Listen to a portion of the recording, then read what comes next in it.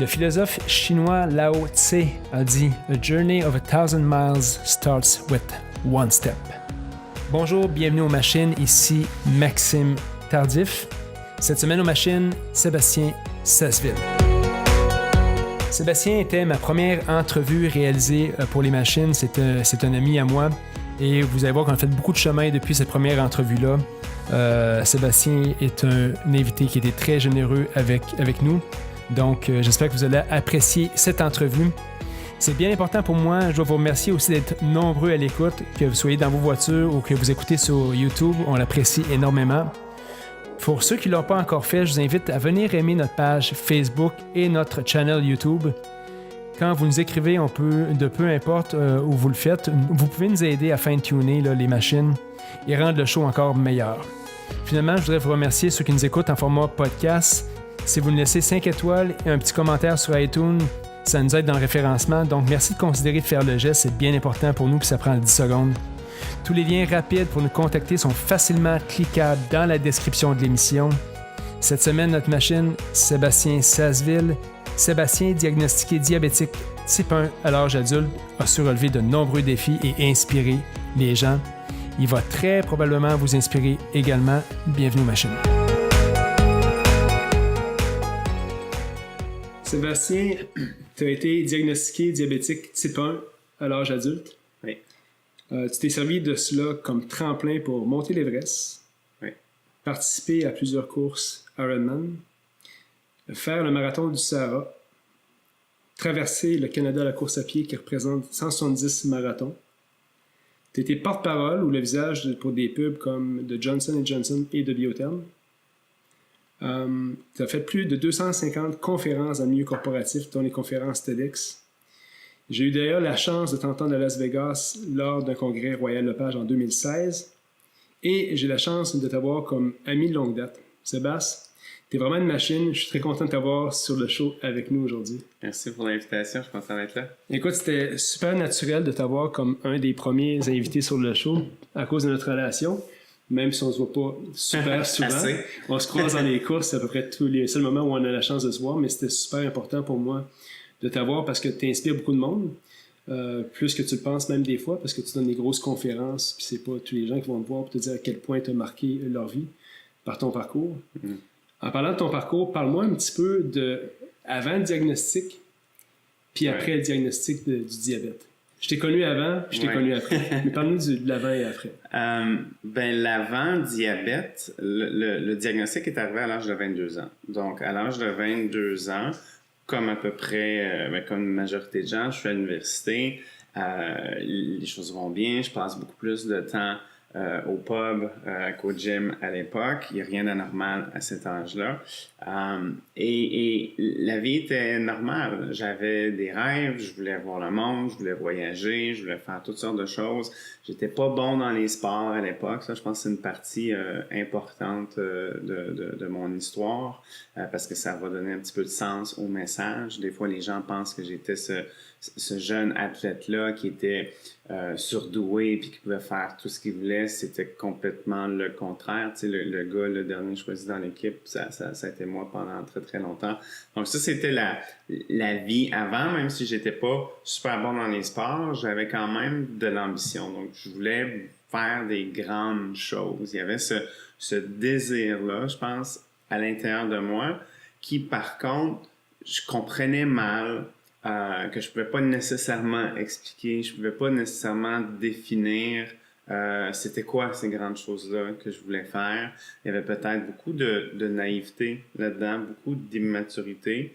Peut-être que c'était pas je voulais pas faire des grandes choses nécessairement pour les bonnes raisons, mais je veux dire, tu as 22 ans puis tu apprends tranquillement. Et puis le diagnostic, pour moi, c'est vraiment un moment très marquant.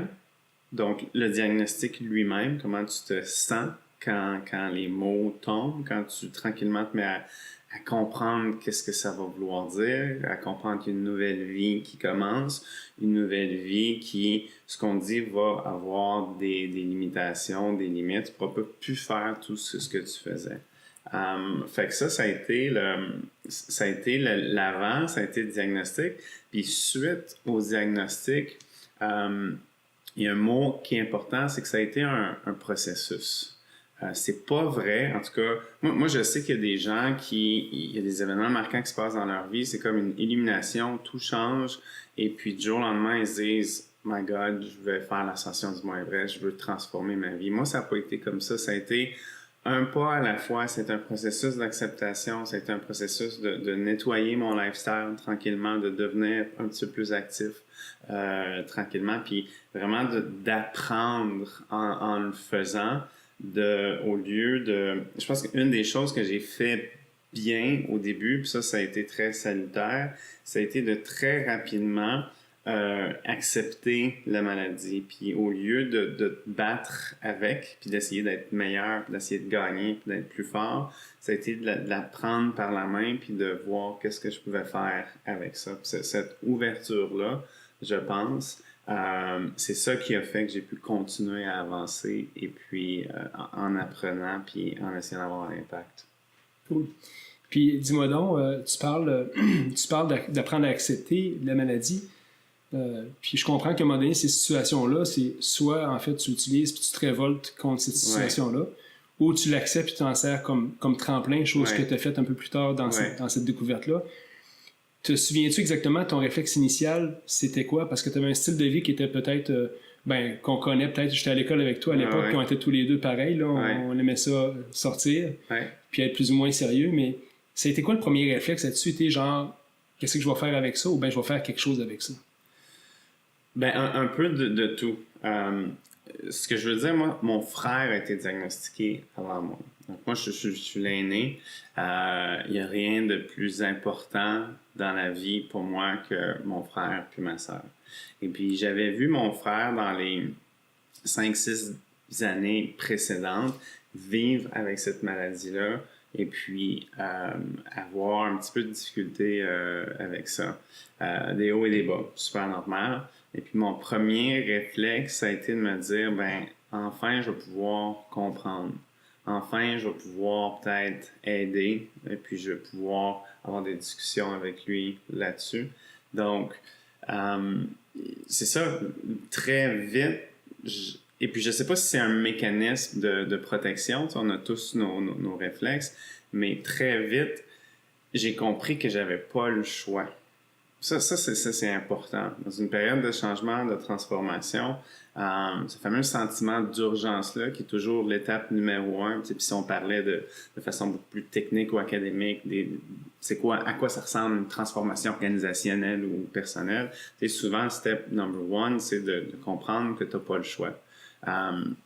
Donc, parce que je savais que la maladie pouvait pas être guérie, parce que je savais que j'allais vivre avec ça pour le reste de mes jours, ça devient que le choix devient presque facile. Soit que tu te fais frapper par le train, comme on dit, ou soit que tu embarques dedans. On a tous déjà entendu ça, c'est un peu quétaine, mais c'est vrai.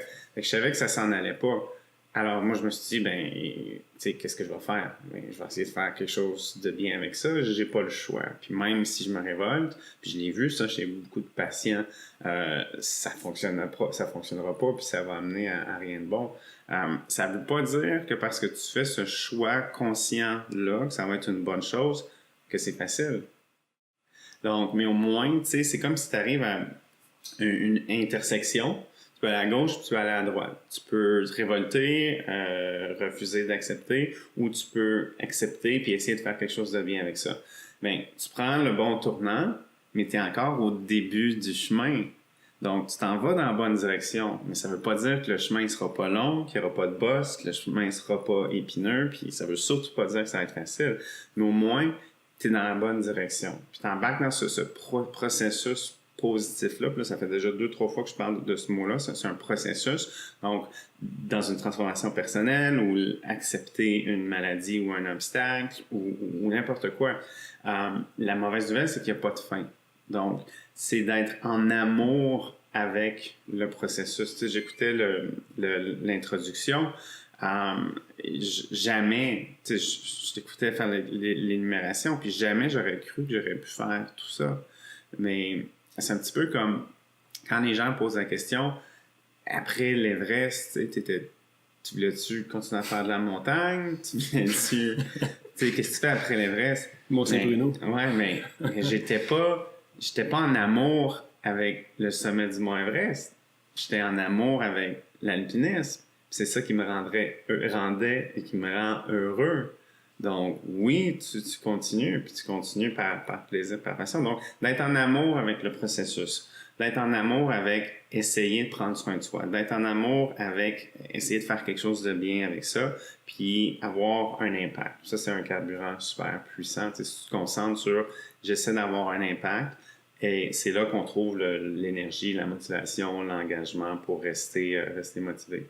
Parce que tu dis, dans le fond, c'est pas tant le fait d'accomplir un défi en soi, comme monter l'Everest ou le marathon du Sahara, qui faisait en sorte qu'à la fin de la journée, tu étais satisfait. C'était le processus de faire cette aventure-là qui satisfaisait pleinement là-dedans. 100%. Fait que dans le fond, toi, atterrir après un trip comme l'Everest, c'était pas un choc si grand que ça, parce qu'il y avait quelque chose qui continuait à te fueler à travers tout ça. Exactement. Sur cette question-là, elle revient souvent quand tu reviens de ces grosses ascensions-là. Quand tu reviens, par exemple, de la traversée du Canada à la course, est-ce qu'il y a un down? Est-ce qu'il y a un blues du retour? Absolument pas. Le blues du retour, moi, je l'ai eu une seule fois en 2001. J'étais allé faire le tour de l'Asie en sac à dos en 2 sessions à l'université. Puis parce que j'avais pas de mission, de but, tu sais, j'étais allé boire de la bière en Thaïlande pendant 2 mois. Là. Au final, c'est ça que j'ai fait. Là. Donc, quand je suis revenu, l'école recommençait. C'était sûr que c'était moins le fun. Et puis là, ça a été, je m'ennuyais des good times, tu sais, mais quand, par exemple, avec la traversée du Canada à la course, le fil d'arrivée, c'était pas la fin, c'était une étape dans le projet. J'avais hâte de revenir, j'avais hâte d'écrire, j'avais hâte de continuer les conférences, j'avais hâte de rendre l'expérience utile à tout le monde, j'avais hâte de venir raconter pas ce que j'ai fait, mais ce que j'avais appris. J'étais super excité de la suite. Donc, c'est ça que je veux dire par être en amour avec le processus. C'est souvent une bonne police d'assurance, ça aussi, contre le découragement. Cool. Avant de passer à la partie de l'après-diagnostic, tantôt tu as dit quelque chose, tu as dit « Mon frère et ma sœur sont super importants pour moi. Ouais. Tu sais, j'ai un frère jumeau aussi qui est très important pour moi aussi. » Comment eux ont réagi? Parce qu'étant très proches, des fois, eux vont vivre un peu ce que tu vis, surtout ton frère qui connaissait la maladie. Comment ils ont vécu ça, eux autres, quand ils ont su que tu étais diagnostiqué diabétique type 1? C'est une bonne question. Je pense que notre réaction nous appartient. Il y a une réaction initiale super normale de choc puis de tristesse, puis on veut pas que des choses difficiles arrivent aux gens qu'on aime. Immédiatement, il y a un réflexe de support. La famille, c'est là pour ça. Je pense que le réflexe d'essayer de comprendre puis de voir ce qu'on peut faire pour aider, c'est important. En même temps, c'est important de ne pas avoir d'attente, je pense, envers la réponse des autres par rapport à un événement comme ça. Au final, ça m'appartient. Au final, il faut que je l'accepte. Au final, il faut que je m'en occupe moi-même.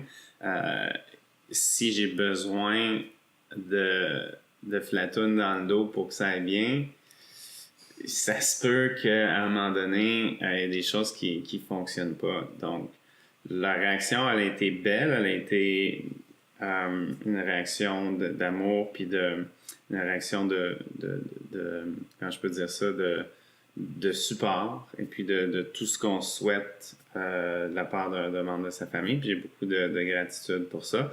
Mais ensuite de ça, ça t'appartient. Ça t'a reproché ton frère, puis toi encore plus, le fait que vous partagiez le même diagnostic, ou ça a été... J'espère. On le vit différemment, on a des vies différentes. C'est certain qu'on peut parler de ces choses-là. Par exemple, quand j'ai une hypoglycémie qui est assez marquée, qui est difficile, quelqu'un qui n'est pas diabétique de type 1 ne peut pas connaître ce feeling-là. Donc, il y a beaucoup de conversations qu'on peut avoir qu'on ne peut pas avoir avec personne d'autre. Donc, ça, c'est le fun, puis ça rapproche. Cool. Je ne sais pas si tu savais, mais à un moment donné, je t'avais appelé il y a 2-3 ans te dire, écoute, j'ai un jeune homme de ma famille élargie qui a été diagnostiqué à la préadolescence diabétique type 1. Sébastien, peux-tu lui envoyer un petit vidéo? Chose que tu as faite. Je sais pas si tu avais eu des comebacks de cette vidéo-là ou si tu savais ce qui s'était passé avec ce jeune-là. Je pense pas. OK. Je t'explique, c'est que, évidemment, son père aussi était diabétique type 1, donc à la préadolescence, ce jeune-là a le diagnostic. Je te demande d'envoyer une vidéo, ce jeune-là reçoit le vidéo. Puis ça a été la chose qui l'a aidé à passer à travers le diagnostic. En fait, après ça, il est allé faire des conférences pour le Club Optimiste dans le bas du fleuve, puis il a gagné des concours grâce à ça, lui expliquant que grâce à cette vidéo-là qu'il avait reçue de toi, ça a changé un peu sa vision du diagnostic. Ouais. Quand tu sais qu'il y a beaucoup de jeunes hommes et jeunes filles qui vont te voir, qui vont te voir comme un modèle de persévérance dans la maladie, comment tu vois ce rôle-là que tu joues envers ces jeunes-là? Ouais, c'est super touchant, puis ça fait plaisir, puis c'est une histoire comme ça, c'est ça qui donne l'énergie puis le carburant de continuer, et c'est pour ça qu'on le fait. Donc, ce que je disais tout à l'heure, c'est de se concentrer sur essayer d'avoir un impact. Pas essayer d'avoir plus de fans ou de ci ou de ça. C'est la même chose pour le podcast ici. C'est sûr que ça serait le fun, il y a plein de gens qui l'écoutent, mais ça, c'est une conséquence. Si l'intention, en dedans, sincère et première, c'est je veux aider, je veux avoir un impact, puis nos énergies sont déployées là-dessus, tout le reste autour s'organise. Donc, pour revenir à une histoire comme ça, pour moi, c'est pour ça que je le fais. Et je cherche toujours des moyens de rejoindre le plus de gens possible pour rendre ce que j'ai fait le plus utile possible. Parce qu'au final, j'ai jamais gagné une course. Je suis jamais allé sur un podium. Je le connais pas, moi, ce feeling-là. Mon message n'est pas organisé autour de la performance, il est organisé autour de la résilience, il est organisé autour du premier pas. Pour moi, c'est fondamental. La raison d'être, la raison de vivre, moi, je veux inspirer des gens à croire en ce qu'ils peuvent accomplir et à faire un premier pas vers l'accomplissement de ça. Puis c'est souvent la chose la plus difficile. Et puis de dire que tu as changé la vie des gens, je pense que c'est un petit peu too much ça aussi. J'ai vraiment pas cette prétention-là. Je pense que personne devrait l'avoir. Mais si on peut contribuer à pousser les gens dans la bonne direction, si on peut le faire au bon moment, de la bonne façon, juste pour que les gens ils découvrent ce dont ils sont capables de faire puis d'être. Ensuite de ça, la suite leur appartient. Puis moi, je sais pertinemment que sky is the limit et puis que c'est fascinant ce qu'on peut accomplir quand on transforme le mindset puis on se met à croire en ces ressources-là. Si on s'amène au moment où tu as appris que tu avais le diagnostic, les différentes phases auxquelles tu as passé à travers, qu'est-ce qui a été le déclencheur? Dis, écoute, finalement, ça va être ça ma trajectoire au niveau de qu'est-ce que je vais accomplir pour aider, inspirer les gens comme tu veux le faire. Tu souviens-tu du moment exact où tu te dis, écoute, je vais monter l'Everest, ou je vais faire un Ironman, ou je vais traverser le Canada? C'est quoi le moment le plus significatif pour toi après le diagnostic qui a fait en sorte que tu t'es décidé à aller dans cette voie-là? Un moment très significatif, c'est je pense tout de suite après le diagnostic, le premier pas que j'ai fait, ça a été de décider que je vais être plus en santé. Puis ironiquement, le diagnostic a fait que je suis devenu beaucoup plus en santé. Je suis beaucoup plus en santé et en forme aujourd'hui à 38 ans avec le diabète de type 1 que je l'étais à 19-20 ans quand je faisais des folies. Donc pour moi, ce premier pas-là, il est important parce qu'il a mené à tout le reste. L'Everest, j'ai toujours été fasciné par ça, j'ai toujours voulu faire l'ascension, mais à 20 ans, jamais j'avais la discipline, la persévérance, puis la résilience qu'il fallait pour non seulement l'ascension, mais mener à bien le projet dans son entièreté que ça représente, donc le financement, l'entraînement, ça a été à peu près 7-8 ans, 10 ans de préparation, tant au niveau physique puis technique que logistique puis tout ça. Donc ça a été... Puis je le dis tout le temps, tu sais, il n'y a rien de sexy dans mon histoire, il n'y a pas de moment, tu sais, qui a tout changé. C'est vraiment puis c'est pour ça des fois que j'ai même de la difficulté à répondre à cette question-là. C'est quoi un moment précis ou c'est un enchaînement de un pas à la fois, toujours dans la bonne direction. On n'est pas obligé d'en faire beaucoup en autant qu'on soit toujours en mouvement. Tu sais, tantôt, tu disais le thème de changement, transformation, ça t'intéresse dans le parcours. Cette transformation-là, pour moi, c'est l'art et le fait d'être toujours en mouvement, de toujours être en train de faire quelque chose qui te permet de grandir ou d'avancer ou de te rapprocher de l'objectif. L'objectif se dessine de plusieurs façons, qu'il soit personnel, professionnel, court ou long terme, mais tu n'es pas obligé d'en faire beaucoup. En autant que tu sois toujours en mouvement vers ça. Souvent, on se limite, je pense que on se rejoint dans le sport, puis l'entraînement pour le triathlon. Puis la raison principale pourquoi les gens font pas ça, c'est toujours le temps. J'ai pas le temps. Tel rêve, tel objectif, j'ai pas le temps. À tous les moments dans ma vie où je me suis dit, j'ai cet objectif-là, à tous les jours, il faut que je fasse une chose pour me rapprocher de l'objectif. Puis je le quantifiais même pas en temps. Donc, c'est même pas de dire, moi, je vais mettre un bloc d'1 heure par jour pour écrire mon film, pour m'entraîner pour un Ironman, pour partir ma business. C'est vraiment une chose. Puis cette chose-là, elle peut prendre 1 minute. Tu as une grosse journée, tu n'as pas eu le temps. 1 minute. Une recherche sur ton téléphone avant de t'endormir. Et là, tu crées cette routine-là, tu crées cette habitude-là, puis tu te rapproches vraiment plus rapidement là, de la cible. Il appelle ça le compound effect. Un petit peu à chaque jour. Ouais.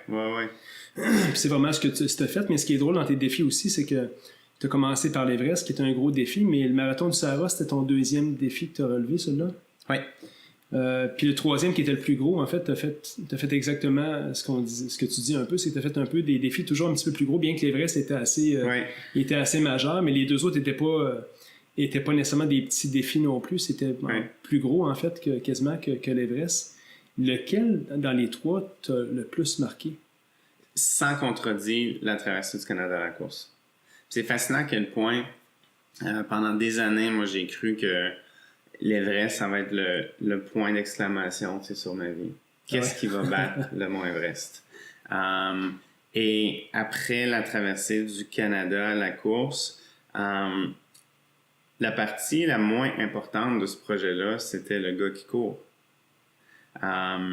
Donc, la raison pour laquelle mon préféré puis le plus marquant, c'est la traversée du Canada à la course, ça a été que ce projet-là, il était pour tout le monde. Et qu'il était centré sur un message, sur une mission et pas sur un accomplissement. Puis c'est sûr que l'accomplissement, c'était l'hameçon. Tu sais, 170 marathons en 9 mois, ça a l'air bien cool, ça a l'air difficile, les médias accrochent, waouh, il y a une cause d'attacher à 100 plus, parfait, on va en parler. La raison pour laquelle il y a eu un engouement ou la raison pour laquelle, pour moi, ça a été marquant, puis c'est un grand apprentissage, c'est quand on se concentre sur la mission, sur l'impact, sur essayer de faire une différence, pour nous-mêmes, qui sont les artisans du projet, ça devient un carburant complètement incroyable, extrêmement puissant. Je le répète, je pourris d'un sport. Donc, souvent, c'est pas tant la voiture que tu conduis qui est important, c'est le type de carburant que tu mets dedans. Donc, ça a été fascinant à vivre, à découvrir, à comprendre. Et puis, ce que ça a eu comme impact, ça a eu l'effet que les gens ont voulu faire partie du projet. Donc, tu sais, les gens posent souvent la question, comment je fais pour créer un engouement dans l'entreprise? Comment je fais pour créer l'engagement? C'est de rassembler les gens autour d'une mission qui est plus importante que les petits succès individuels. Une mission qui sert à l'avancement de tout le monde.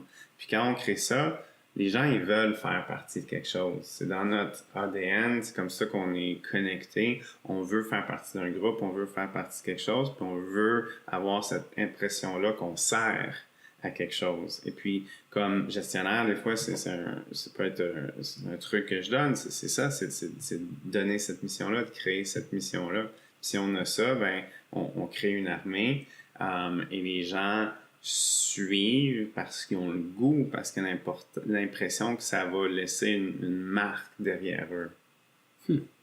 Intéressant. Au niveau de ta traversée du Canada, tu as commencé ça de manière très symbolique, comme Terry Fox l'avait fait à l'époque. Comment ça t'est venu, cette idée-là? Pourquoi tu as fait ça? Ben, d'un point de vue logistique, on a regardé plusieurs scénarios possibles. On commence où? On commence quand? La route passe par où? Exactement. Etc. Donc, l'option qui semblait le plus valide, c'était d'aller d'est en ouest. Quand les gens le font à vélo, évidemment, ils font l'inverse pour avoir le vent dans le dos. À la course, ça n'avait pas trop un gros impact. On ne pouvait pas nécessairement non plus éviter l'hiver. À cause de la nature du projet, ça prend 9 mois. Fait qu'à un bout ou à l'autre de la traversée, on allait rencontrer de l'hiver, donc on ne voulait pas nécessairement finir dans les Rocheuses en plein hiver. De terminer à Vancouver, d'un point de vue médiatique, c'était un petit peu mieux parce que c'était une plus grosse ville.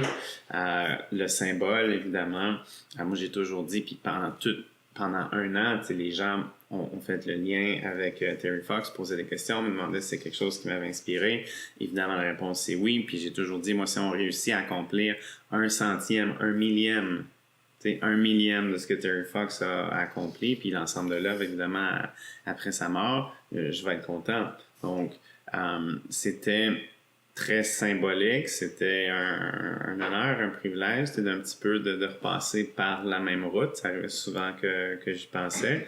Puis je pense que l'intention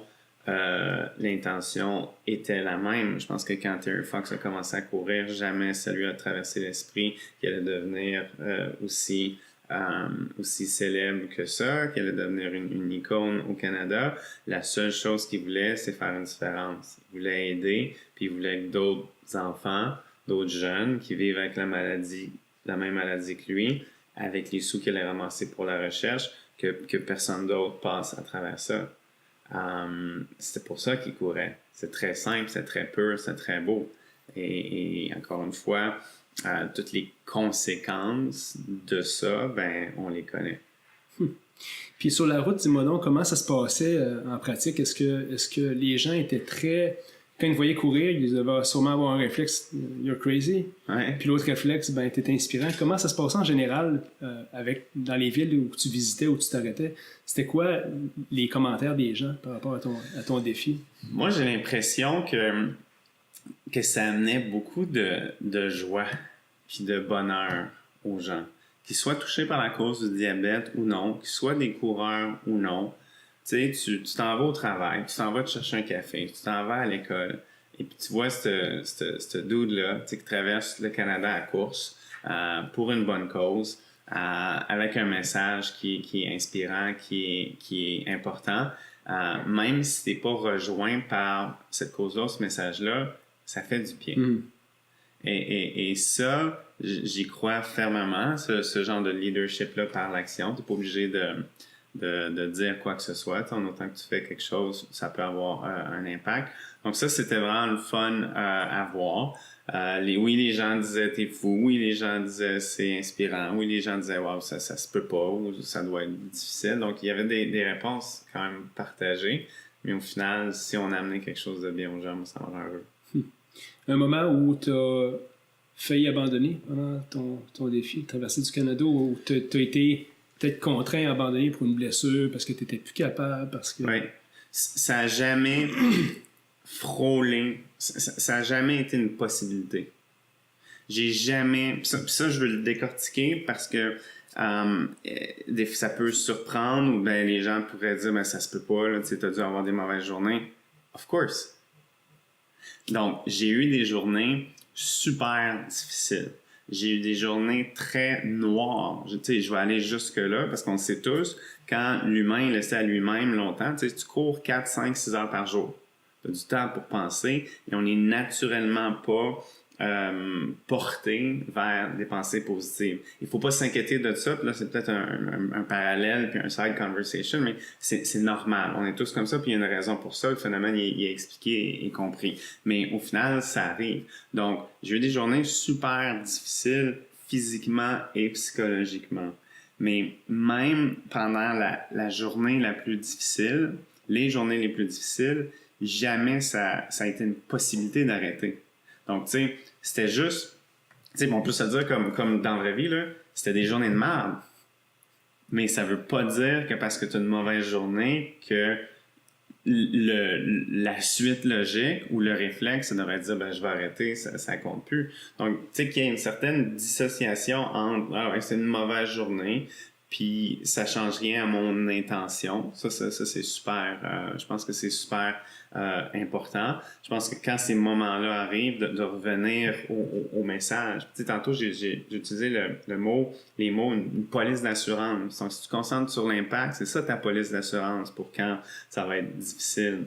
Si tu le fais parce que tu veux plein de followers, si tu le fais parce que tu veux devenir riche et célèbre, c'est sûr que quand il y a une journée qui est difficile, à quoi tu t'accroches? Parce que tu le fais pas pour des bonnes raisons. Donc, les choses que tu as mis en place pour t'accrocher, c'est glissant. Tu peux pas les prendre dans tes mains. C'est pas les bonnes choses. Donc, d'être arrimé sur quelque chose de solide, ça a été important parce que des journées super difficiles, il y en a eu plein. Tu sais que je m'entraîne pour un 100 000 au mois de juin au Michigan. Je vais retenir ça, ces choses-là, parce qu'évidemment, dans une longue journée comme ça, ben, il y a des moments où tu vas peut-être, parce que la douleur devient intense à un moment donné sur ces longues courses-là.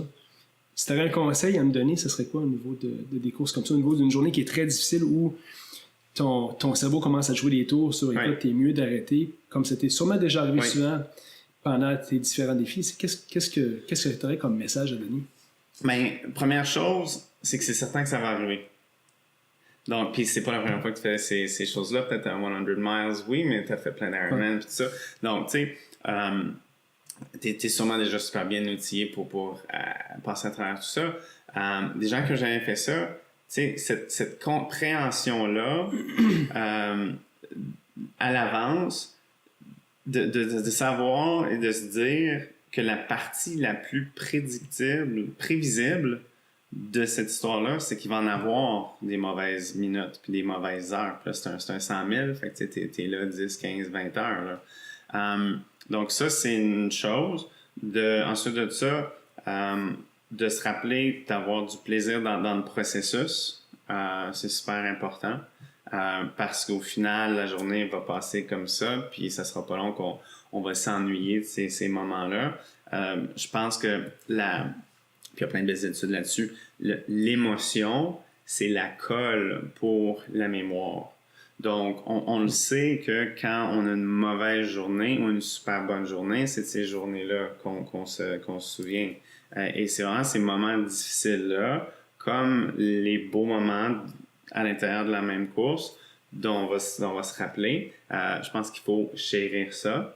Il faut l'accepter. Il faut pas non plus, quand les moments arrivent, se dire qu'on est ce moment-là, qu'on n'est pas bon. Donc, c'est juste une heure où ça va un petit peu moins bien. Je pense que c'est important de continuer. Moi, pendant la traversée du Canada à la course, l'histoire que je raconte souvent, tu sais, puis j'en parle ça dans mon livre, j'appelle ça le 38e kilomètre. Donc, je courais 40 km par jour, 5 ou 6 jours semaine. Puis le kilomètre le plus difficile, c'était toujours le 38e. C'est juste 2 km avant la fin. C'était pas le dernier. On pourrait penser que c'est le dernier. C'est lui où tu as le plus mal, le plus fatigué. Donc, à 2 km de la fin, c'est tellement facile et tentant. Et c'est ça, pas compliqué de trouver une excellente raison, puis une raison super valable d'arrêter. Donc, de résister à ça. Puis ça, ce que ça a eu comme impact, parce que si on résiste pas, ben le lendemain, c'est beaucoup plus facile d'arrêter à 37. Puis le surlendemain, c'est beaucoup plus facile d'arrêter à 36. Quand tu arrêtes à 36, tu fais plus 4 km de moins. Tu fais 1 km de moins que quand tu as arrêté à 37. Donc, peu importe ce qui se passe, peu importe l'issue puis la performance, parce que quand ça va pas bien dans une course, ben c'est pourquoi? C'est pas parce qu'on va trop vite, là. C'est parce qu'on va pas assez vite. Et là, il y a une déception qu'on va pas nécessairement atteindre l'objectif de temps qui est très, très, très... ça, c'est l'ego. L'objectif d'apprendre quelque chose dans cette journée-là, il disparaît pas. Puis il y a peut-être encore une encore plus belle opportunité là, quand ça va pas bien.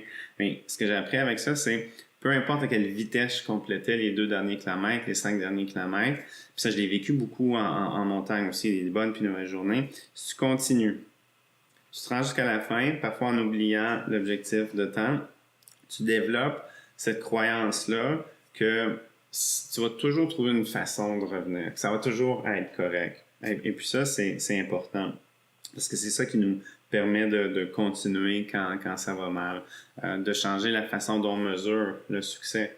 Encore une fois, ça va mal dans une course, c'est pas parce que je vais trop vite. Donc, est-ce qu'il y a d'autres façons de mesurer comment ça va que la vitesse à laquelle je cours, puis de revenir à la base aussi, tu sais, comme mon pace, ma posture, mon alimentation, de faire la révision de tout ça, de peut-être réviser le plan.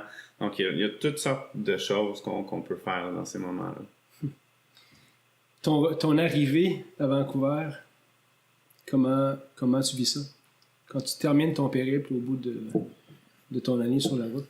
Je voulais pas que ça finisse. Puis quand je dis je voulais pas que ça finisse, cela, c'est la dernière semaine.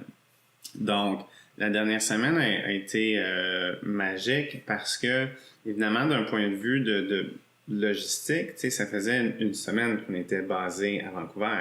Ça faisait une semaine que je faisais des entrevues, ça faisait une semaine qu'on préparait l'arrivée officielle, parce qu'il faut comprendre, je courais 40 km par jour, on était toujours basé au même endroit pendant à peu près une semaine pour dormir, manger, etc. Donc, à tous les matins, on retournait au point de départ, je courais 40 km, puis on revenait au camp de base, de sorte que les 3-4 premiers jours de cette semaine-là, on retournait en arrière sur le trajet, puis les 2-3 derniers jours, on allait par en avant, puis le soir, on revenait en arrière pour retourner au camp de base. Donc, longue histoire courte, la dernière semaine, on est basé à Vancouver. Donc, l'océan, puis l'endroit où je sais que je vais terminer, on est allé, on a fait du repérage. Moi, j'ai déjà habité à Vancouver anyway, donc il y avait pas c'est pas comme si j'arrivais à Vancouver le 14 mai le 14 novembre, pardon, à 10 heures. Mais ceci étant dit, il y a la famille qui arrive, il y a un engouement qui est marqué, il y a aussi cette réalisation-là que la majorité des gens qui ont entendu parler du projet en ont entendu parler à la fin. Et ça c'est intéressant parce que oui, j'aurais aimé ça que le projet devienne encore plus viral. Oui, j'aimerais ça que tout le monde en parle pendant des semaines et des semaines, que tout le monde me suive à tous les jours. Ça, c'est l'ego. Qu'est-ce qui est important? C'était la mission puis c'était le message. Si ce qu'il faut que je fasse pour que le message résonne, c'est de courir le Canada au complet, un peu dans l'ombre, pendant 9 mois, puis qu'à la fin, si j'accomplis tout ça avec ardeur, puis discipline, puis passion, puis si ça permet de faire rayonner le message la dernière journée, good enough. Donc, peut-être centrer là-dessus, ça a été important. Et puis de voir à la fin que ça avait fonctionné. De voir à la fin que ça avait eu un impact. Puis oui, pendant le projet, il y a eu plein de moments, presque à tous les jours, où on se rendait compte que ça faisait une différence. Mais le genre de couronnement à la fin, ça a été magique. Puis aussi de rester engagé. Moi, j'ai un souvenir extrêmement clair que, oui, d'entrer en Colombie-Britannique, par exemple, ça a été une grande victoire. Mais je me souviens, là, être à 200 km de Vancouver. Il reste 4-5 journées de course. Tu as quand même pas mal à peu près déjà traversé le Canada à la course. Puis je me souviens de prendre chaque matin, chaque heure tellement au sérieux, de rien prendre comme garantie. Je me souviens de me dire, c'est encore important que je me tire, c'est encore important que je me blesse pas, c'est encore important que je cours bien. Donc, j'étais en amour avec le processus, avec ce que je faisais, puis je voulais le faire bien. On a continué à travailler fort, puis encore plus fort vers la fin, parce qu'on savait que c'était là une belle fenêtre d'opportunité pour faire rayonner ce qu'on voulait faire rayonner. Donc, ça a été une semaine complètement fascinante, puis ça n'a pas été facile. Puis aussi, il y a beaucoup d'émotions. Il y a toute la fatigue qu'on transporte de l'année qui vient de se terminer, parce qu'il ne faut pas oublier, moi, je cours un marathon par jour à peu près, 4, 5, 6 heures. Mais après ça, il y a ce qu'on appelait le deuxième chiffre. Donc, c'est un gros projet, c'est un projet d'1 demi-million. Donc, imaginez, vous courez un marathon, en courant un tous les jours, et après ce marathon-là, il y a des appels conférences. Il y a du travail, il y a de la comptabilité, il y a la préparation d'événements, il y a la logistique. Et donc, ça a été vraiment épuisant. Et de voir qu'on avait réussi, ça a fait du bien. Tu disais tantôt que l'impact que tu as eu au niveau, tu courais un peu dans le noir pendant 9 mois, parce qu'on s'entend que l'intérêt des médias et du monde n'est pas soutenu pendant 9 mois sur un projet comme ça. Est-ce que tu sens que l'impact de ce que tu as fait a été beaucoup plus grand après l'avoir accompli que pendant le processus de ce que tu faisais? Oui, absolument. Absolument. Ça, c'est important qu'on s'en souvienne.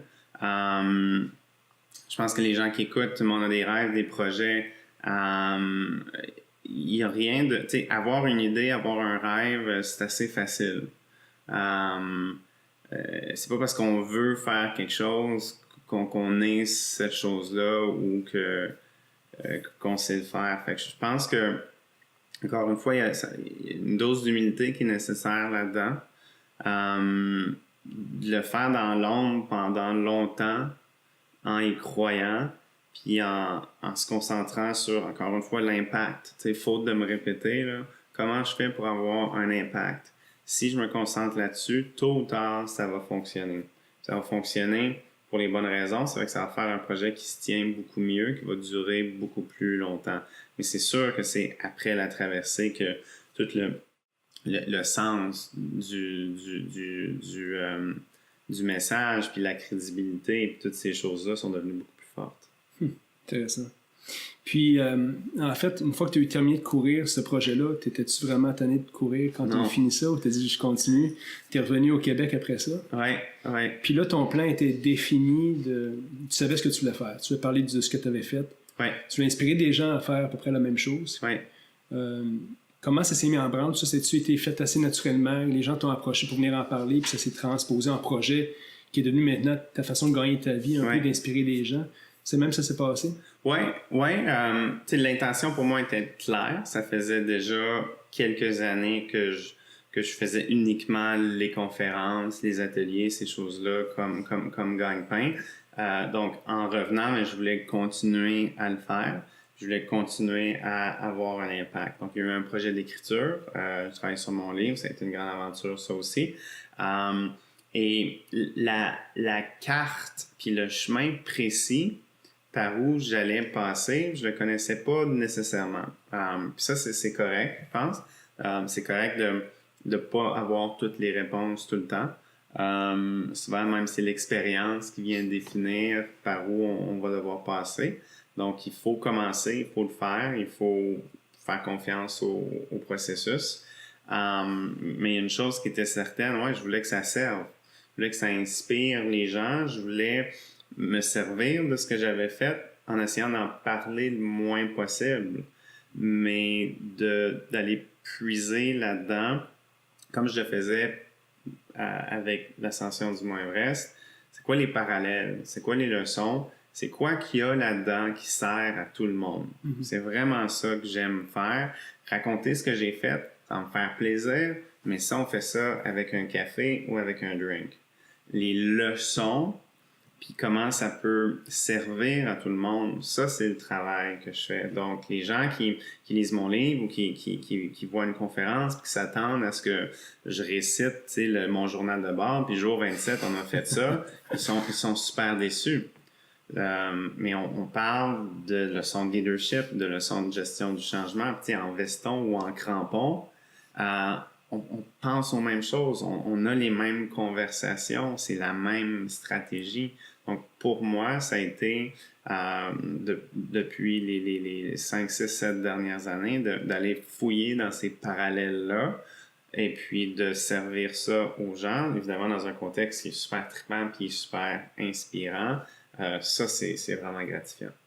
Est-ce qu'il y a des gens que tu as inspirés à travers tes conférences, puis à travers le processus que tu pensais jamais pouvoir marquer ou inspirer de la sorte? Tu dis, écoute, ça, des témoignages de gens après avoir entendu ton témoignage que tu as été impressionné par l'impact que tu as laissé.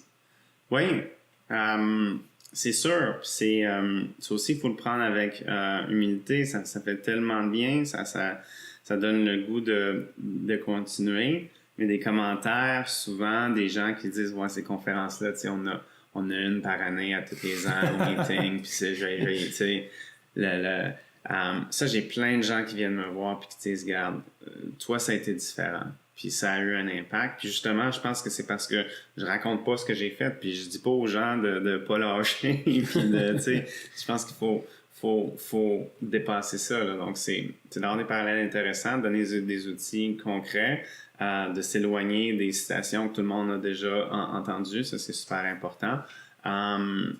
Mais des exemples concrets, je parlais avec quelqu'un récemment, puis c'est en train de devenir un ami, qui, tout de suite après la conférence, est venu me voir. Il a son téléphone dans les mains, puis il est en train de s'inscrire à Ironman Mont-Tremblant. Puis il dit hey, « Je voulais que tu vois ça. » Puis tu sais, il pèse sur Send, puis Purchase là, devant moi, puis devant moi, il s'inscrit. Puis il dit « Jamais je pensais que je ferais ça un jour. J'ai vraiment la chienne, mais je suis sûr que le processus va servir à quelque chose. » Donc ça, pour moi, c'est un exemple concret d'impact concret. Parce que, puis ça, je suis super conscient de ça. Souvent, une conférence, c'est comme un film, c'est super trippant. Quand le film finit, tu as des grosses émotions. 1 heure après, ça a fané un peu, puis 2 jours après, tu t'en souviens plus. Ça, c'est un des dangers et quelque chose à quoi je porte beaucoup attention quand je travaille, quand j'ai un mandat avec un client.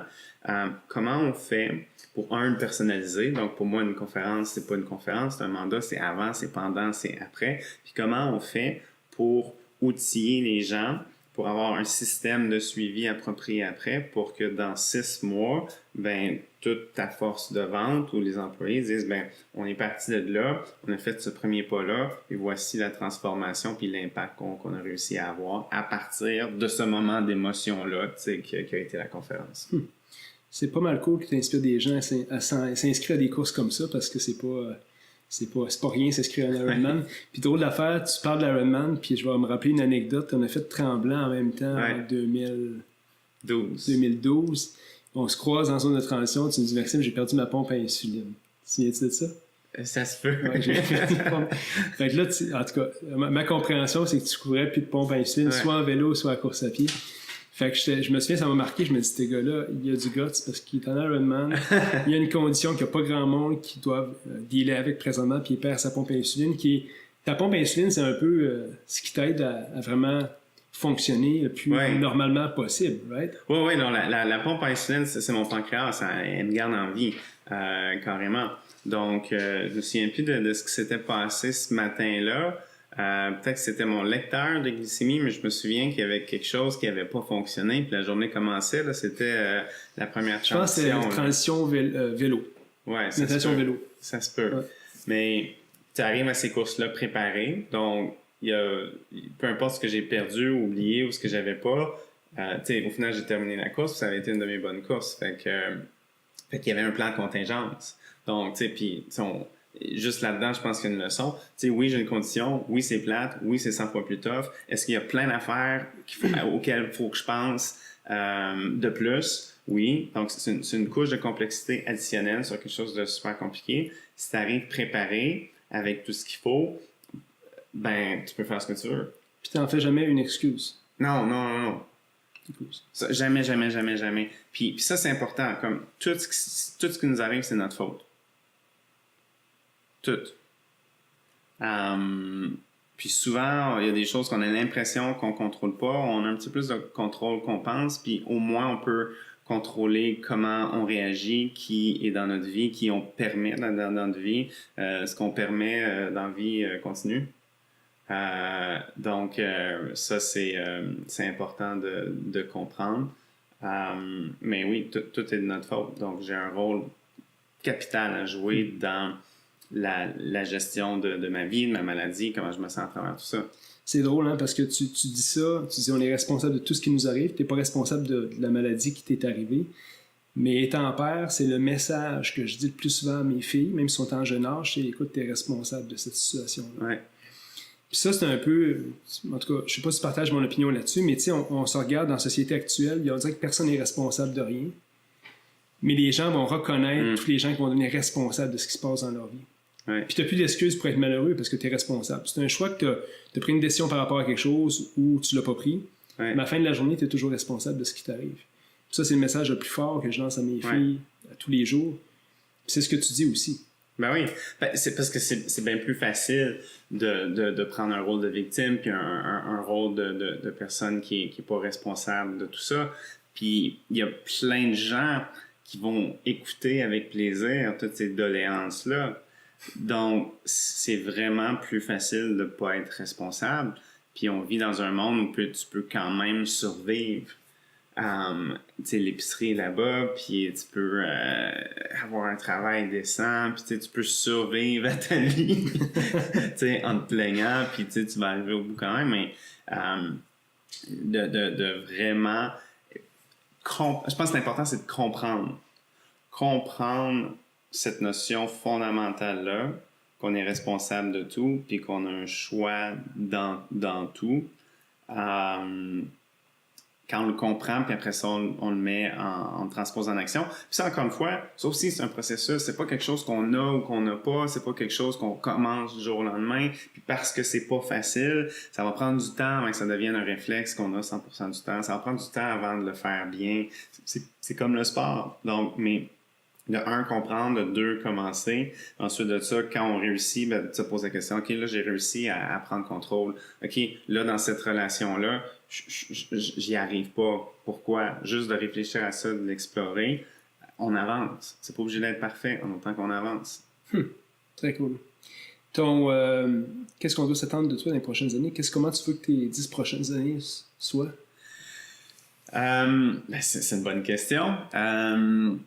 Je continue le sport. Pour moi, c'est une valeur super importante. Donc, pas tant le sport et la performance que le style de vie, que l'équilibre, que la santé. C'est une valeur importante.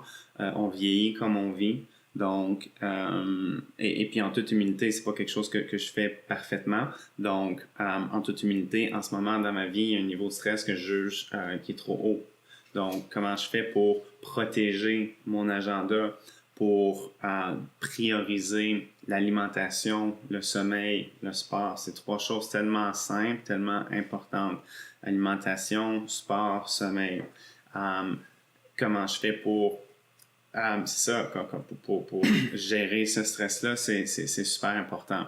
Donc, un focus sur les bonnes valeurs aussi. Je pense qu'en commençant par ça,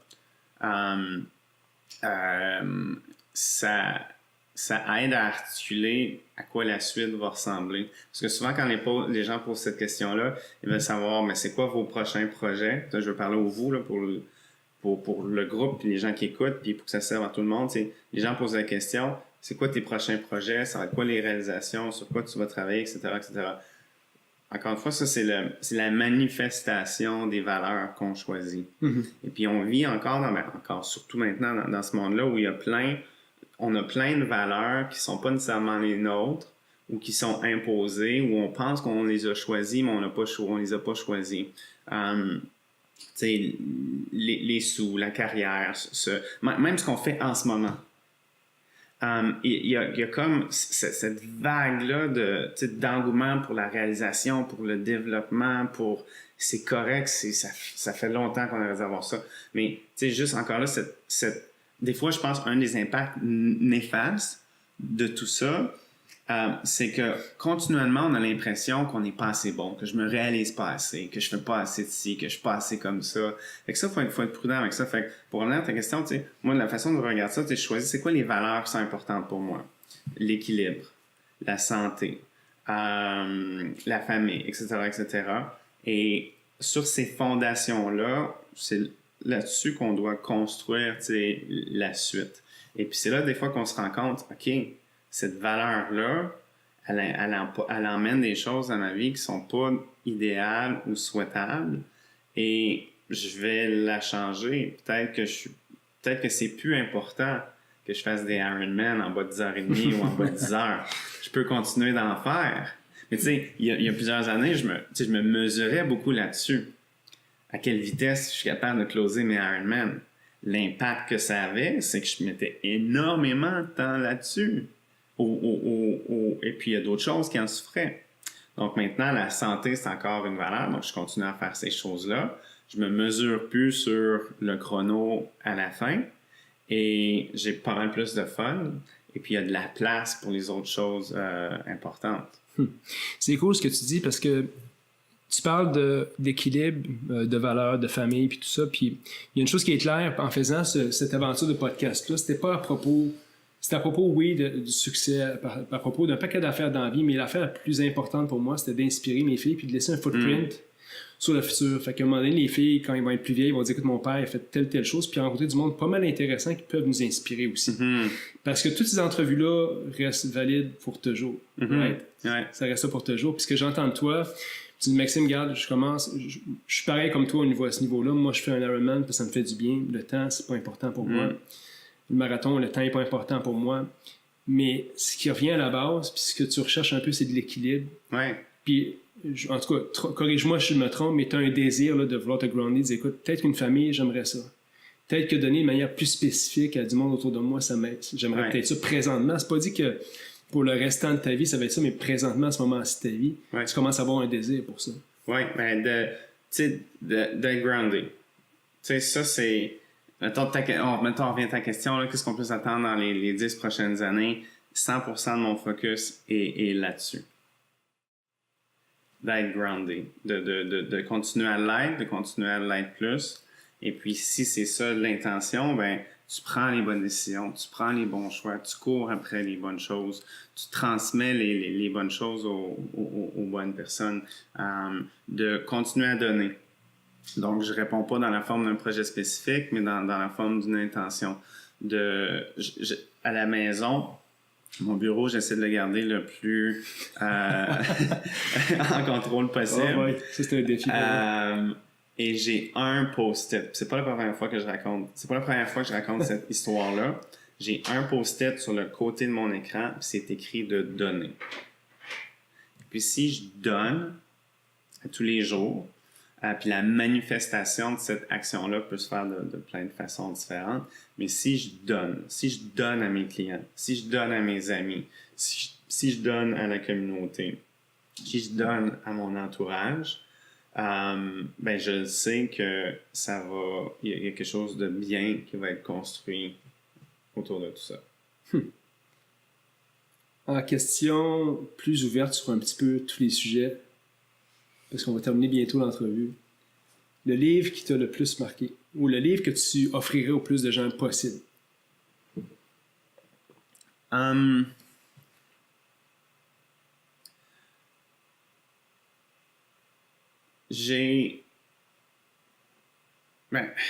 il y en a le livre. T'as juste pas le droit de dire le tien.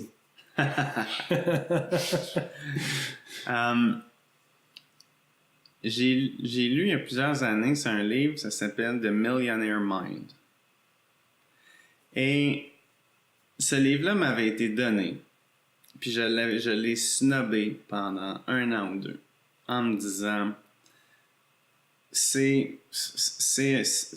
fonctionne pas, c'est un truc de charlatan, c'est c'est un truc américain. Moi, je crois pas à ça, tu sais, de devenir riche vite. Tu sais, moi, je crois au travail, à l'effort, puis tout ça. Puis tout arrive au bon moment, puis pour une raison. J'en ai dit ça avant l'entrevue. Mais à un moment donné, pour je sais plus trop quelle raison, je pense que le timing était bon, je me suis mis à lire ce livre-là. Puis ce que je me suis rendu compte, c'est que c'était pas un livre sur les sous, c'était vraiment sur un mindset, puis des croyances. Puis je me suis rendu compte que si tu remplaces le mot, admettons, argent par amour dans ce livre-là, ben, ça serait un livre sur l'amour. Si tu remplaces le mot argent par friendship dans ce livre-là, ça serait un livre sur l'amitié puis nos relations. Donc, c'est vraiment une question de mindset, puis quelles sont nos croyances par rapport à quelque chose, puis ces croyances-là ont un impact sur la suite. Donc, j'ai vraiment pris au deuxième puis au troisième degré.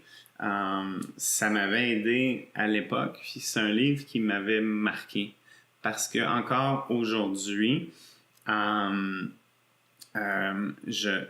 pense à certains exemples qu'il y avait là-dedans, des parallèles, des choses que ça m'a aidé de voir, puis ça m'aide dans toutes les sphères de ma vie. Je suis toujours pas millionnaire, mais ça m'aide à changer, c'est ça, à voir des choses différemment. Fait sur le mindset, sur l'abondance, sur comment redonner. Exactement. Okay. Exactement. Bon ouvrage que je vais lire certainement. Si ta vie devait se terminer aujourd'hui, quel message tu veux laisser aux gens? De croire en ce qu'ils peuvent faire puis de commencer. Dans mon... je pense que ma mission, en général, c'est inspiré, tu sais, puis c'est un peu flou, ça, c'est bon, tout le monde souhaite ça, parfait. Mais quand je regarde vraiment, là, à quel moment je suis le plus heureux, puis l'impact que j'aime, puis que je veux avoir sur les gens, c'est les aider à commencer. La suite, ils s'en occupent. Mais c'est de croire à ce qu'on peut faire, d'avoir un rêve, puis de commencer, et puis de commencer en se disant, en autant que je fasse un pas, ce pas-là ne sera jamais trop petit. Parce que souvent, c'est pour ça qu'on commence pas. On a l'impression que ça ne servira à rien, que ça va être insignifiant, que, tu sais, je veux faire l'ascension du Mont-Everest, ben, c'est pas significatif là, d'aller prendre une première leçon. Ben, c'est très significatif. Donc, de simplement commencer, de faire confiance à la suite. Très bon. Parce que toute ma vie, j'ai fait des choses. Je savais pas si ça allait fonctionner. Je savais pas si ça allait se pouvoir. Puis, je suis pas plus brillant que quiconque. Je suis moins talentueux dans les sports que la majorité. La seule chose que j'ai fait différent, c'est continuer. C'est commencer, puis jamais arrêter quand ça allait pas bien. C'est souvent le cas des gars comme toi et moi, parce qu'on n'est pas des talentueux de nature dans les sports. À l'école, c'est drôle, tu parlais de ta conférence, tu disais, écoute, j'étais toujours le dernier choisi dans les sports, dans le cours d'école. Ça me ressemble pas mal. Je suis pas le gars le plus intelligent sur la Terre, mais j'ai toujours dit que j'étais très travaillant. C'est la même chose avec toi. Fait que c'est pour ça que souvent les esprits comme toi et moi se retrouvent dans ce genre de situation-là où ils vont accomplir des choses. Mais c'est pas parce qu'on a le plus grand talent sur la Terre, c'est parce qu'on est le plus travaillant et les plus drivés. Puis ça vient souvent tu l'as dit au début de l'entrevue, j'ai toujours voulu accomplir quelque chose de grand quand j'étais jeune. Ça venait de où? C'est une bonne question. Mais souvent, c'est là en dedans de nous autres, puis on veut juste le faire. Je sais pas si toi, tu sais d'où ça vient, mais... Je sais pas d'où ça vient, mais je sais comment ça s'est passé. Puis tu sais, c'est pas compliqué. Moi, j'ai grandi en campagne. Mes parents m'ont fait travailler sur une ferme. On n'avait pas de ferme, mais ils m'ont envoyé travailler sur une ferme. Mon premier emploi, je gagnais 3 $ de l'heure. Je me levais à 5 heures du matin. J'allais à la ferme en bicycle. Tu paies de la merde pendant 3 heures. Tu reviens à la maison avec 9 piastres. J'ai fait ça pendant des années. Et je suis tellement reconnaissant. Ça, c'est la plus belle chose que mes parents nous ont légué, la valeur du travail.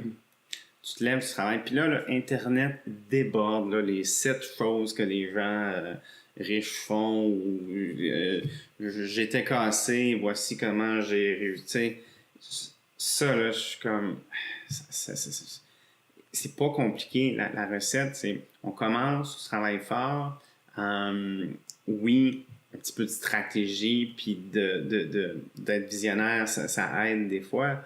Mais tu sais, des overnight success, c'est souvent précédé par 20 ans de travail. Exact.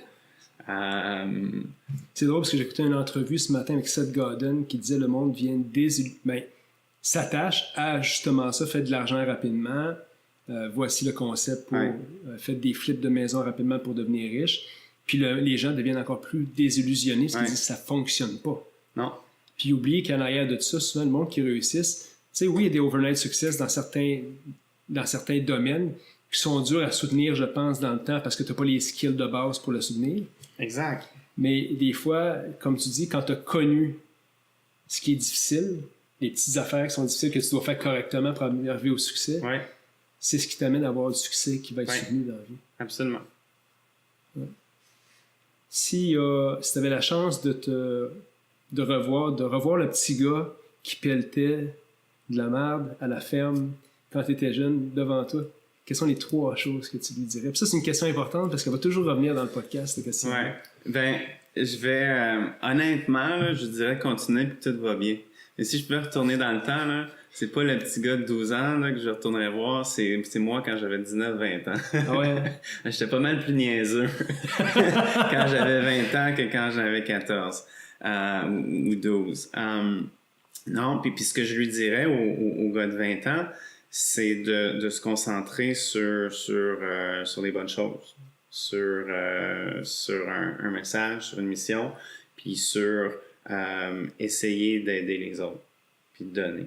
Parce que en début de vingtaine, je pense pas que c'était ça mon focus. Je pense que j'étais arrogant. Je pense que j'avais une conviction que je pouvais faire des grandes choses, mais j'avais aucunement les outils intérieurs qu'il fallait pour y arriver. Donc, c'est une dose d'humilité dont j'avais besoin. On est responsable de tout, donc j'ai décidé d'être diabétique. Ça, je crois à ça.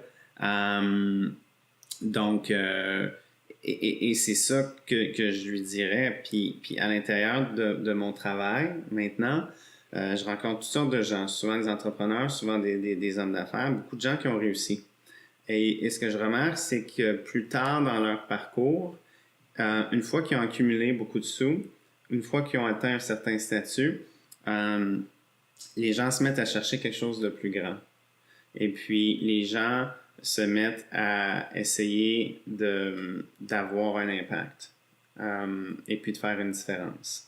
Et le message que je donnerais aux gars de 20 ans que j'étais et à tous les jeunes de cet âge-là, et puis bon, les gens en vingtaine, trentaine, c'est qu'on n'a pas à attendre d'avoir accumulé de la richesse, puis un statut, puis toutes ces autres choses-là pour commencer à se concentrer sur notre purpose. Et je pense qu'en commençant par le purpose, par notre sentiment d'utilité, par l'impact, par la vision, en commençant par ça, ça fait des vies beaucoup plus belles, beaucoup plus remplies et beaucoup plus utiles pour l'ensemble de la communauté, parce que ce qui précède souvent la recherche de purpose, c'est un sentiment de vide.